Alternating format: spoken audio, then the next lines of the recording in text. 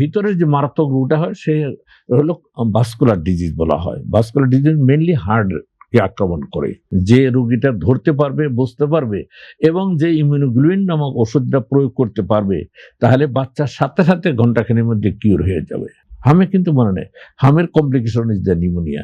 Diarrhoea তো মারা গেছে, diarrhoea is the complication of pneumonia.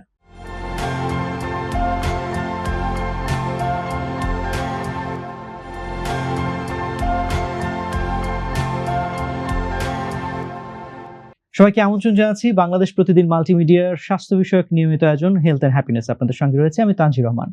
দর্শক, শিশুদের কিছু রোগ আছে যেগুলো শুরুতে সাধারণ জ্বর মনে হলেও ভেতরে ভেতরে তৈরি করে বড় ধরনের ঝুঁকি। এমন একটি রোগ হলো কাওয়াসাকি ডিজিজ।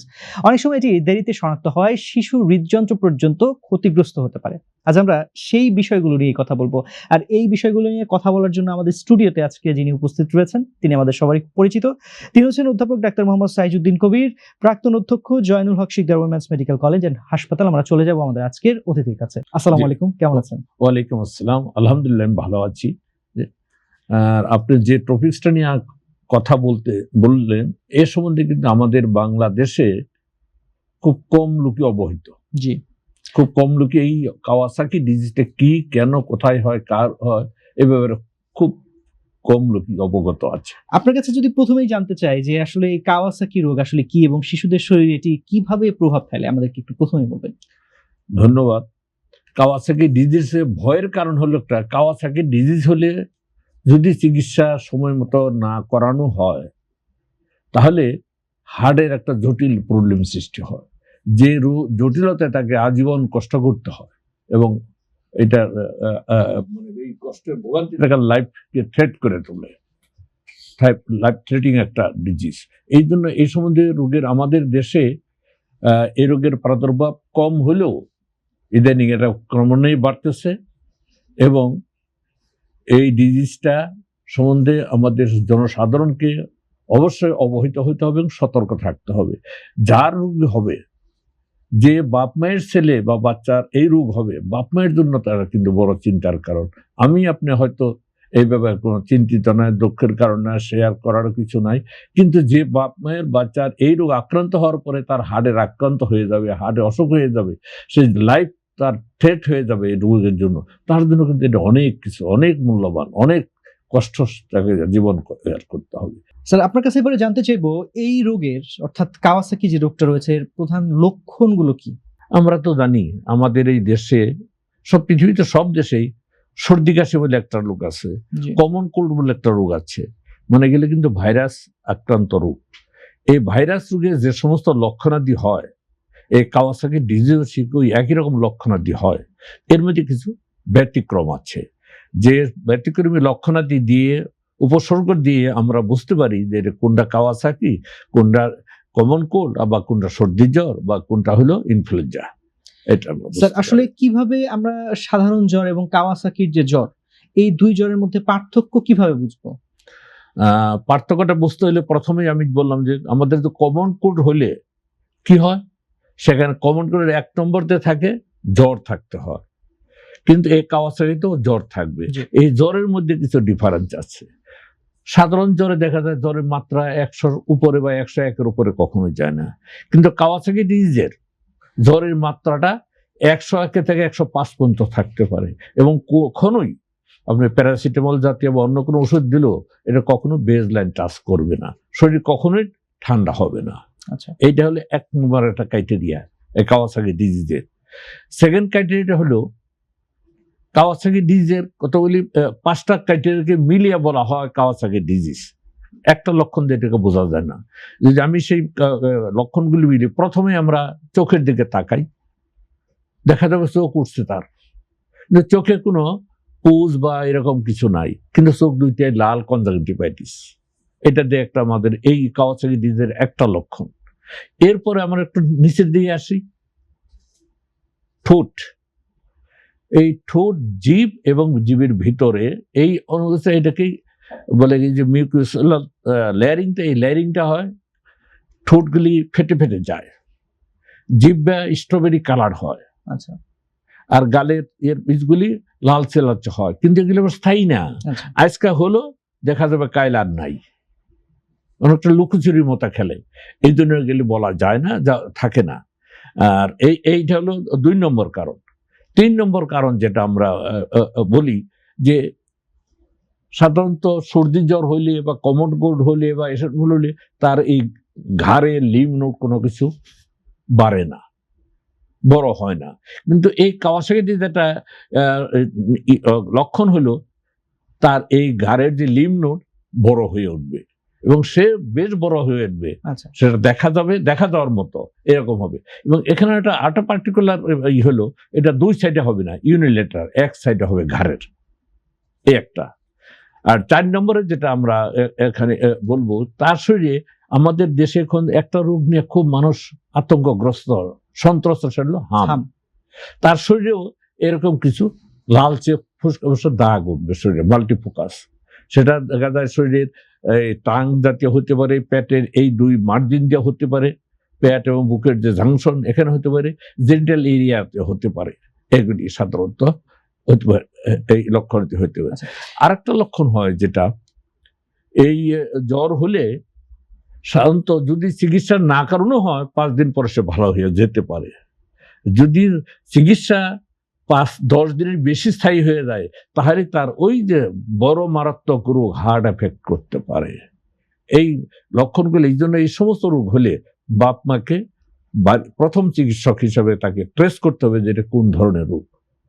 এই লক্ষণগুলি দিয়ে আমরা চিন্তা করি যেটা কাওয়াসাকি না সাধারণ জ্বর না কমন কোল্ড বা এশিয়ান ফ্লু। আরো একটি লক্ষণের কথা আপনাকে বলবো যে স্ট্রবেরি টাং বা লাল জিহ্বা, এটি কি আসলে কাওয়াসাকির কোনো লক্ষণ নাকি নিশ্চিত কোনো লক্ষণ নাকি আসলে হতে পারে কোনো লক্ষণ? আমার একটা গল্প মনে পড়ে গেল। জি। আমার নাতি, ছেলের ঘরে বড় নাতি, জি। তার দুর্ভাগ্যক্রমে কাওয়াসাকি রোগে আক্রান্ত হয়েছিল। আমি তাকে প্রথমে দেখায় প্রফেসর বার্ডেমের যে শিশু বিশেষজ্ঞ তাকে দেখাই, দেখানোর পরে আমি পপুলারের যে প্রফেসর তাকে দেখায়, এভার কেয়ারের যে প্রফেসর তাকেও দেখায়। আমি যেহেতু একজন প্রিন্সিপাল সেই হিসাবে আমি তাদেরকে ডেকে ডেকে নিয়ে আমার এই নাতিকে দেখায়।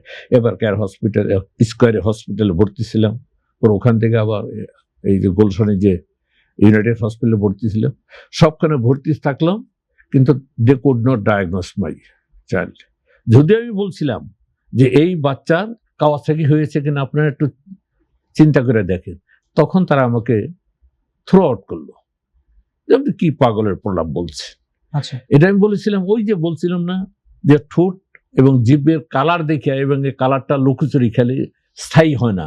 আজকে দেখা গেল ঠোঁটগুলি লালচে হয়ে স্ট্রবেরি কালার হয়ে গেছে জিভটা, কাল সকালে আর নাই।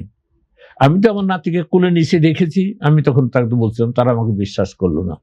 এরকম করতে করতে আমার এই নাতিকে 1 মাস ইউনাইটেড হসপিটালে রেখেছিল, জ্বর তারা কমাইতে পারেনি। পরে লাস্ট অফ অল আমি অনেকটা ক্ষোভের সাথে স্কোয়ার থেকে বের হয়ে ব্যাংকক চলে গেলাম আমার নাতিকে নিয়ে। যাই হোক, মানুষের চিকিৎসা ভাগ্যের কথা। ওখানে যাওয়ার পরপরই দেখলাম আমরা 3টা প্রফেসর স্ট্যান্ড বাই দাঁড়িয়ে রয়েছে আমার নাতির চিকিৎসার জন্য। একজন হলো শিশু বিশেষজ্ঞ, আরেকজন হলো শিশু কার্ডিয়াক বিশেষজ্ঞ, আরেকজন হলো এপিডেমিওলজিস্ট। 3 জন। পরে আমার লক্ষণাদি শুই না, তারা বলে yes very right, is patient of Kawasaki disease. পরে তখন ওখানে দেখলো, দেখে কনফার্ম করলো যে কাওয়াসাকি ডিজিজ, এবং তারা ওখানে ইঞ্জেকশন দিল এই ইমার্জেন্সিতে, এবং ওই দিন 5 আওয়ার্স সে জ্বর থেকে মুক্ত হয়ে গেল। কিন্তু ইত্যবসরে যা হওয়ার হয়ে গেছে, তার এই যে হার্টের যে problem, coronary dilatation of the coronary vessels, এটা এক্সিস্ট করে গেছে। খুব কষ্ট। আমার এই নাতিকে এখনো কিন্তু 6 মাস পর পর এই ব্যাংককে নিতে হয় ফলো। আর এই আমাদের আরো দুঃখের কথা, এই ইউনাইটেড হসপিটালে আমার নাতিকে এই ইকো করাইলাম, তারা বলছে ওকে ইট ইজ নাইস ফাইন, কোনো অসুবিধা নেই। হয়তো ওখানে গিয়ে যখন করাইলাম তারা বললো যে ইট ইজ ডাইলেটেড, এবং তারা বললো যে এটা তো খুব তার লাইফের জন্য একটা থ্রেট হয়ে যাচ্ছিল। এখনো তো লাইফ থ্রেটই, তারও 6 মাস পর পরে ব্যাংকক যেতে হচ্ছে আমার নাতিকে নিয়ে। বিশাল এক্সপেন্সিভ বিষয়। হ্যাঁ, বিশাল এক্সপেন্সিভ। ওখানে একটা ভাগ্যের কথা, ওখানে 1 ইঞ্জেকশনে আমার নাতি ভালো হয়ে গেছে। 3 দিন পরে আমার নাতি দেশে ফিরে আসছে।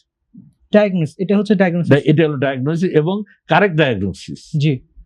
আমি আমাকে পজিটিভ জিজ্ঞাসা করেছি এটা কি রোগী আপনি মনে করতেছেন, এই যে জ্বরটা কমতেছে না, জ্বর প্যারাসিটামল দিতেছে, ইঞ্জেকশন দিতেছেন তাও কমতেছে না, বলছে এটা যাবে চলে যাবে। আমি বলছি, যাবে তো ঠিকই, কি কেন কিভাবে?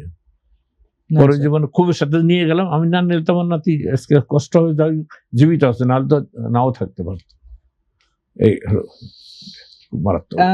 যদি একজন গার্জিয়ান আজকের এই অনুষ্ঠান দেখে থাকে, তার ঘরে নিশ্চয়ই একটি ছোট শিশু আছে, তাহলে সেই মানুষটা, সেই গার্জিয়ান কিভাবে বুঝবে যে মানে কয়দিন জ্বর থাকলে বুঝবে যে এই জ্বরটা কাওয়াসাকি হওয়ার একটা সম্ভাবনা রয়েছে?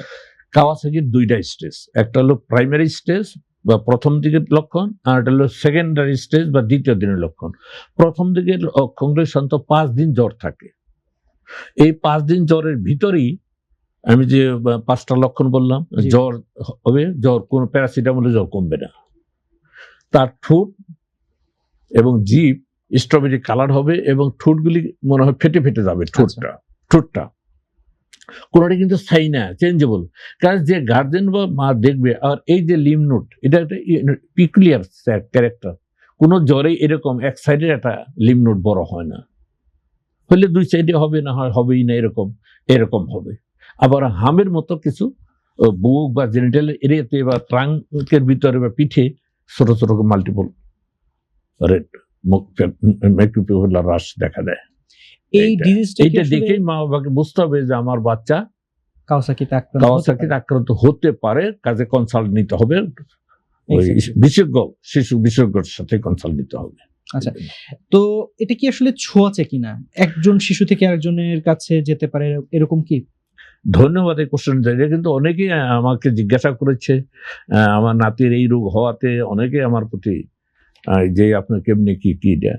আসলে এটা অদ্যবধি এটা কেন হয়, কি কারণে হয়, এটা কি ভাইরাস জনিত রোগ না ব্যাকটেরিয়াল জনিত রোগ নাকি জন্মগত ত্রুটির জন্য হয়, ইয়েট নট ডায়াগনোসড। কাজে যারা আমরা ধরতে পারি না যে কিসে হয়, কাজে এটা কিভাবে বলবো, এটা কিভাবে ছড়ানো, মানে যে স্প্রেড বলো যেটা, একজনের থেকে আরেকজনের সোয়াসে রোগ বা কন্টাজিয়াস যেটা বলা হয়, এটা কোনোটাই এখনো এস্টাবলিশ করা যায় না বা কনফার্ম না, কিভাবে হয় বলা যাবে না। তাহলে বংশগত বা নাকি বা এমনি হয়েছে, এটা আসলে বলাটা খুবই এখনো science yet not established, could not establish. Sir, আপনার কাছে জানতে চাইবো, নির্দিষ্ট কোনো ঋতু আছে কিনা এই রোগটা আসলে ছড়ানোর সময়? স্পেসিফিক বা ফিক্স করে বলা যাবে না এই ঋতুতে এটা বেশি বা এই ঋতু একটু কম, কারণ রোগটাই আমাদের দেশে খুব সীমিত আকারে, খুব রেয়ার ডিজিজ। কাজে তবু যে কয়টা রোগ হয়েছে সবই হয়েছে এই অটাম এবং বসন্তকালে। আচ্ছা, এই যে কাওয়াসাকি রোগ নিয়ে আমরা কথা বলছিলাম, এই রোগ শনাক্তের জন্য কোনো টেস্ট রয়েছে, বা আগের থেকে একটি টেস্ট করলে বোঝা যাবে যে এই জ্বরটা আসলে কাওয়াসাকি হতে পারে? আমাদের দেশে দেখেন যে সর্দি জ্বর হইলে আমরা তো ভাইরাস চিন্তা করি, ভাইরাস জ্বর। এখানেও দেখা যায় এই রোগীকে যদি আমরা রক্ত পরীক্ষা করি বা ক্লিনিক্যাল অন্য কোনো ট্রায়ালে যাই, স্পেসিফিক কোনো টেস্ট নেই যে টেস্টে আমরা বলতে পারবো যে এই টেস্ট এই হওয়াতে এটা কাওয়াসাকি কনফার্ম। শুধু ওই যে আগের 5টা ক্রাইটেরিয়া বললাম, এই 5টা ক্রাইটেরিয়া দিয়ে আমরা কাওয়াসাকি রোগ নির্ণয় করি। তবু কয়েকটা লক্ষণ আছে যে পরীক্ষাগুলি আমাদের সাধারণত করতে হয় ল্যাবে, সেটা হলো ব্লাডের কিছু পরীক্ষা আছে, যেমন ব্লাড পরীক্ষা হলো আমরা বলি সিবিসি, ইএসআরটা হাই হয়। সিবিসিতে তো এখানে বিভিন্ন প্যাটার্ন আসে, এই প্যাটার্নগুলি একটু চেঞ্জেবল হয়। আবার রক্তের মধ্যে অ্যালবুমিন পরিমাণটা কমে যায়, আবার ব্লাডে লবণের পরিমাণটাও কমে যায়, এই হয়। এছাড়া স্পেসিফিক কিছু টেস্ট আমাদের এখানে নাই। তবে সবচেয়ে গুরুত্বপূর্ণ একটা টেস্ট হলো ইসিজি। এই ইসিজি দ্বারা বুঝতে পারি যে হার্টের কন্ডিশনটা কি, whether the child is affected or not. যে কথাটা আপনি বলছিলেন যে আসলে খুব রেয়ার এই ডিজিজটি, বাংলাদেশে খুব কম মানুষের হয়েছে, এবং আপনি অফলাইনেও একটি কথা বলছিলেন যে 11 নম্বর এই ডিজিজে আক্রান্ত ছিল আপনার বাচ্চা, আপনার নাতি।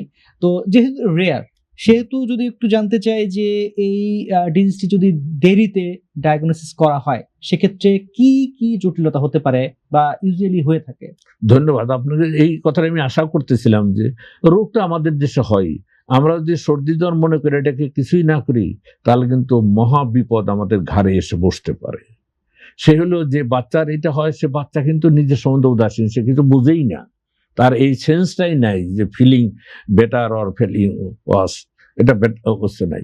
কিন্তু এটা ভিতরে যে মারাত্মক রোগটা হয় সে হলো ভাস্কুলার ডিজিজ বলা হয়। ভাস্কুলার ডিজিজ মেনলি হার্টকে আক্রমণ করে, হার্টকে আক্রমণ করে, হার্টের একটা স্পেসিফিক করা আছে, করোনারি ভেসেলসগুলি শান্ত এফেক্ট করে, করোনারি অ্যাবনর্মাল ডাইলেটেশন হয়, ওইটার যে লেয়ারটা সেই লেয়ারটা পাতলা হয়ে যায়, পাতলা হইয়া ওখানে যে আছে সেটা মোটা হয়ে যায়। কারণ এই মোটা হওয়ার জন্য ভবিষ্যতে এখান থেকে রাপচার করতে পারে, এখান থেকে নিফিসুট গিয়ে হার্ট ব্লক করে দিয়ে মারাও যেতে পারে। এইটাই সবচেয়ে মারাত্মক এবং লাইফ থ্রেটিং। ইনিশিয়াল ট্রিটমেন্ট আসলে কি দিয়ে থাকেন আপনারা চিকিৎসক হিসেবে? ইনিশিয়াল ট্রিটমেন্ট আমরা সর্দির জ্বরে বলি না যে প্যারাসিটামল খেলে 7 দিনে ভালো হবে, না গেলে 1 সপ্তাহে।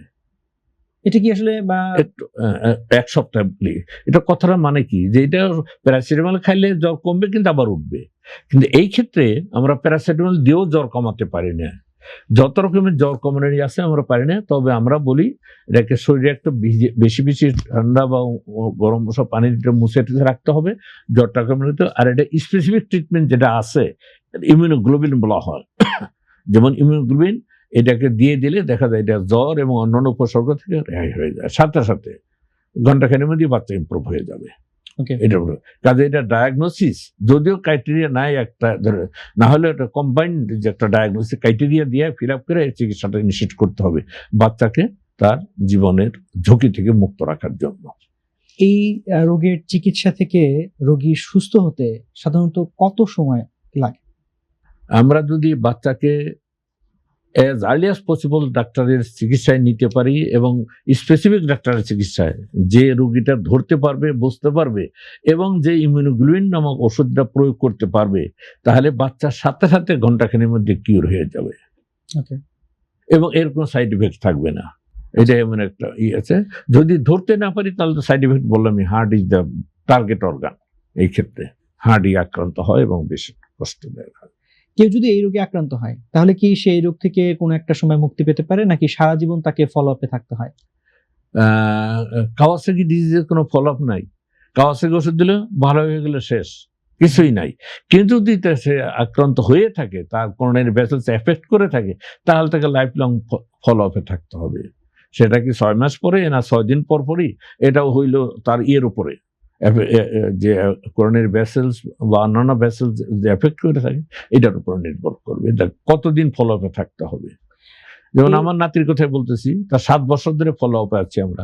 প্রথমে তো কেউ ওখানে 7 দিনে চলে আসলো, তারপরে 1 মাস পর, পরে 2 মাস পর, 3 মাস পর, 6 মাস পর, এখন রুটিনলি 6 মাস পর ফলো আপে যেতেছি। এই ডিজিজটা দ্বিতীয়বার হতে পারে কিনা বা এরকম কোনো রেকর্ড আছে কিনা? অদ্যাবধি এটার কোনো সেকেন্ড অ্যাটাক বা থার্ড অ্যাটাকের কোনো এপিসোড আমাদের কারণ নলেজে নাই। আসলে কত সালে এটা আসলে কোথায় প্রথম মানে ধরা হয় এক্স্যাক্টলি জানা, কিন্তু এশিয়ান সাবকন্টিনেন্ট এটা প্রথমে সাউথ ইস্ট এশিয়ানে ধরা হয়েছে, কিন্তু এক্স্যাক্ট এই ডেটটা আমার মনে নেই যে কত সালে। এটার কোনো ভ্যাকসিন কি এখন পর্যন্ত আসলে? অদ্যাবধি কোনো রকম ভ্যাকসিন বা প্রিভেন্টিভ ভ্যাকসিন আবিষ্কার হয়নি। আচ্ছা, আমরা যেটা বলছিলাম যে কাওয়াসাকি ডিজিজটা খুব আসলে রেয়ার, তো বর্তমানে খুব কমন একটি ডিজিজ আমাদের পরিচিত, সেটি হচ্ছে হাম, এবং দুটির লক্ষণই কিন্তু জ্বর, দুটি লক্ষণই জ্বর। আমরা একটু হামে যেতে চাচ্ছি। হাম আগেও ছিল, এখনো রয়েছে, হঠাৎ করে আসলে এই বছরে অর্থাৎ এই 2026-এই কেন হামের প্রাদুর্ভাব এত বেশি দেখা দিল? কি মনে হয়, আপনি একজন চিকিৎসক হিসেবে কি বলবেন? এই প্রশ্নটা করার উত্তর দেওয়ার আগে ওই যে হামের সাথে এইটার রিলেশন, কাওয়াসাকি ডিজিজের একটা রিলেশন, এইটা একটু আমাদের শনাক্ত করতে হবে। কারণ কাওয়াসাকি ডিজিজটা হলে আমি যে 5টা টিপিক্যাল সাইন বললাম, চোখে কনজাংটিভ দেবে কিন্তু কোনো পুজ আসবে না, টাং বা জিভ বা এই ভিতরে স্ট্রবেরি কালার বা রেডনেস হবে অথবা ক্র্যাকিং হবে, ঠোঁট পেটে পেটে যাবে। এইটা যদিও আমাদের হামে হয় না, কিন্তু হামে কিন্তু কপলিং স্পট বলে একটা স্পট পড়ে, দাঁতের মাড়িতে সাদা একটা পড়ে, আমরা ওইটা হলো ডায়াগনস্টিক ইজেলসের। আর এই যে এর লিমনোড যে হয়, এইটা এক সাইডে হয়, হামে সাধারণত হয়ই না, লিমনোড বড় হয় না, হইলে 2 সাইডেই হতে পারে। আর হামের যে টিপিক্যাল র্যাশগুলি সাধারণত ট্রাঙ্কে হয়, পিছনে হয়, নাক কানের পিছন দিয়ে হয়, কিন্তু এটার হলো শান্ত বুক এবং পেটের জাংশন দিয়ে হয়, আর জেনিটাল এরিয়াতে এইটার জাংশনটা হয়। এটাই বেসিক্যালি ডিফারেন্স। আর একটা হলো হামের প্যারাসিটামল দিলে হামের জ্বর কমে যায়, ভেজলেনে চলে আসে, কিন্তু এইটার প্যারাসিটামল জ্বর কমবে না, জ্বর 100-এর উপরে সবসময় থাকবে। এটা হলো ডিফারেন্সটা। এর সাথে এইটাকে আগে ডিফারেন্সটা আমাদের জানতে হলে তারপরে আমরা বলতে পারবো যে এখানে চিকিৎসার ধরনটা কি, কেন এখন হামের প্রকোপটা বেশি হচ্ছে। এটা কথা হলো আমাদের দেশ তো ইপিআই ক্ষেত্রে কিন্তু পৃথিবীতে 1 নম্বর দেশ। আমরা এই কাজটা করেও আসছি, দেখেও আসছি, বুঝে আসছি। কিন্তু ইদানিং আমাদের যে প্রসিডিউর ছিল যে হাম রুটিনলি ইপিআই কার্ডের মাধ্যমে, ইপিআই এর প্রোগ্রামের মাধ্যমে, এটা 9 মাস বয়স, 9 মাস পরে 10 মাসে এবং তার 1 মাস পরে এবং আরটা হলো 15 মাসের সময়, এই 3টা ডোজ হামের দেওয়া হইতো। মাঝখানে এটা দেওয়া হলো, কিন্তু ইন এডিশন প্রতি বছর একবার করে ইউনিভার্সাল প্রোগ্রাম ছিল একটা, যে বাচ্চার বয়স 5-এর নিচে হলে সে টিকা পেয়েছে কি পায় না তা বিবেচনা না করে সবাইকে হামের ডোজটা দিয়ে দেওয়া হতো, এডিশনাল ডোজ। এটার পরিপ্রেক্ষিতে সব বাচ্চারা ইমিউনাইজড ছিল, তাদের শরীরে ওই হামের রোগ না হওয়ার জন্য একটা শক্তি ছিল, যার তো হাম আক্রান্ত করতে পারে। কিন্তু গত 2-3 বছর ধরে এই হামের বুস্টার ডোজটা দেওয়া হয় না, ইউনিভার্সাল প্রোগ্রাম হয় না। কাজে বাচ্চাদের মধ্যে এই হাম প্রতিরোধের যে ইমিউনিটি পাওয়ারটা সেটা হ্রাস পেয়েছে, যার জন্য হামের প্রকোপটা বেশি। তবে এই বর্তমান সরকার আবার এই প্রোগ্রামটা শুরু করেছে, এটা 12 তারিখ থেকে শুরু হয়েছে আমাদের সিটিতে, সমস্ত বাংলাদেশেই চলবে। এটা হলে বোধহয় আমাদের ইমিউনিটি বেড়ে যাবে, হামের প্রকোপ কমে আসবে। আচ্ছা, এখন খুবই মানে খুবই হামের যে মহামারী চলছে বলা যায় এক অর্থে, আসলে প্রত্যেক দিনই হামে কেউ না কেউ আক্রান্ত হচ্ছে, এবং প্রত্যেক দিনই আমরা বিভিন্ন সামাজিক যোগাযোগ মাধ্যম সহ বিভিন্ন মাধ্যমে দেখতে পাচ্ছি যে হামে আসলে শিশু মারা যাচ্ছে দেশ জুড়ে। এটি ডেইলি আসলে নিউজ হয়ে দাঁড়িয়েছে। এই অবস্থায় একজন গার্জিয়ান আসলে তার শিশুর হামের যে লক্ষণগুলো কিভাবে বুঝতে পারবে যে এই লক্ষণগুলো দেখা দিলে খুব দ্রুত হামের চিকিৎসা করানো উচিত? হাম কিন্তু একটা ভাইরাস জনিত রোগ। জি। অন্যান্য ভাইরাস জনিত রোগের যে সমস্ত লক্ষণাদি হয়, হামেরও ঠিক সেই রকম প্রথম দিকে সেই লক্ষণাদি হয়। তো এই হামের ব্যতিক্রম হলো তার টেম্পারেচারটা কন্টিনিউয়াস হবে, কন্টিনিউয়াস টেম্পারেচার থাকবে। আর হামের 4 থেকে 5 দিন পরে শান্ত এক ধরনের হ্রাস উঠে, এই রামটাকে মিশি বলে অনেক কিছু বলে, এইটাই হলো একদম ডায়াগনস্টিক ক্রাইটেরিয়া যে হাম হয়েছে। তো এইটা হওয়ার আগে তার দাঁতের উপরের থার্ড আউটসাইডে এক ধরনের সাদা, এক ধরনের মুক্তার মতো কয়েকটা দানা হয়, এইটার নাম হলো কপলিং স্পট। এটা হলো ডায়াগনস্টিক সাইন। যদি মা বাপ সচেতন হয়, বাচ্চাকে মুখ ব্রাশ করার সময়, পরিষ্কার করার সময় যদি খেয়াল করে জ্বর আছে দেখি তো এখানে কি আছে কিনা, তাহলে সে তাড়াতাড়ি চিকিৎসা হতে আসবে এবং তাড়াতাড়ি এটা রিমিডির মধ্যে আসবে। এছাড়া কোনো ডায়াগনস্টিক কোনো নাই, ল্যাব টেস্ট বা অন্য কোনো টেস্টে ডায়াগনোস করা যায় না। হাম হওয়ার পর কখন আসলে এটি মৃত্যু ঝুঁকি পর্যন্ত চলে যায়? হামে তো মৃত্যু হয় না, মৃত্যু হয় হামতে কমপ্লিকেশনে। সেই আমাদের দেশে যতগুলি বাচ্চা, যেমন গত গেলেও 1456 জন বাচ্চা হসপিটালে ভর্তি ছিল, এর মধ্যে মারা গেছে 11 জন। এদের মধ্যে অধিকাংশই ভ্যাকসিন নেয়নি, ভ্যাকসিন না পাওয়া বাচ্চা। সেকেন্ডলি হলো এই ভ্যাকসিন না নেওয়ার জন্য বাচ্চাকে হামে আক্রান্ত হয়ে জটিলতা বেশি হয়। জটিলতা কি? নিউমোনিয়া হয়ে যায়, এবং pneumonia is the cause of death. যতগুলি বাচ্চা মারা গেছে সব নিউমোনিয়া মারা গেছে, হামে কিন্তু মনে নেই। হামের কমপ্লিকেশন ইজ দ্য নিউমোনিয়া। ডায়রিয়াতে মারা গেছে, diarrhoea is the complication of pneumonia. একজন শিশু যদি হামে আক্রান্ত হয়, সে আসলে ভ্যাকসিনেটেড না, এমন অবস্থায় সে তার হাম আক্রান্ত হলো, তার হাম শনাক্ত হলো, তাকে হাসপাতালে নেওয়া হলো, আসলে ওইখান থেকে আসলে কি করণীয় যাতে সে সুস্থ হয়ে সম্পূর্ণ আসলে মৃত্যুর মুখ থেকে যেন সুস্থ হয়ে ফিরে আসে? প্রশ্ন 3টা ভাগ আছে আপনার এই প্রশ্নেতে। একটা হলো যে বাচ্চা হামে আক্রান্ত হয়েছে তাকে আমরা চেষ্টা করব একটা আইসোলেটেড ওয়ার্ডে, আইসোলেটেড ঘরে, মশারির ভিতরে, যেহেতু ভাইরাস জনিত রোগ, ঘরে রাখার জন্য এবং প্রপার চিকিৎসা ইনিশিয়েট করার জন্য। এটা হলো ঘরের কাজ। আর ঘরের যদি অন্যান্য বাচ্চা থাকে যারা এই বাচ্চার সেবা যত্ন করে আসে, তাদেরকে কোয়ারেন্টাইনে রাখতে হবে, তাদেরকে 15 দিন কমপক্ষে একটা আইসোলেটেড ওয়াচে রাখতে হবে, যাতে তারা এরকম জ্বর বা এই সমস্ত লক্ষণ হয় কি হয় না, যেহেতু ভাইরাস জনিত রোগ এটা আসতে পারে। এটা।